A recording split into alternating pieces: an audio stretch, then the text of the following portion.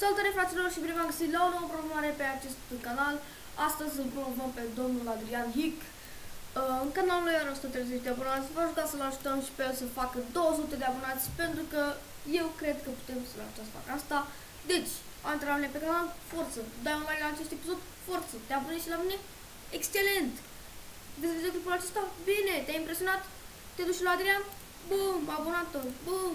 Bum! Toate! Forță! Ai făcut tot ce trebuie! Îți mulțumesc! Nu uita că ai și linkul meu de donații în descriere dacă vrei să mă ajuți. Dacă vrei.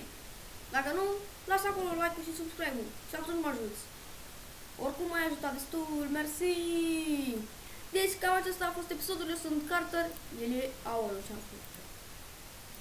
El e Adrian Hic, nu uita. Linkul de la donație în descriere, nu ca aș fi, cum se spune, mă. Stai, mă, că a spus o dată mie timp.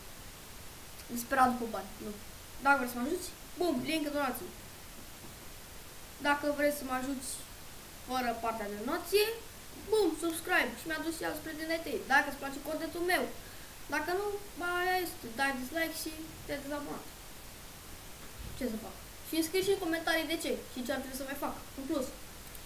În rest, mersi pentru tot. A fost Carter, la fost Adrian.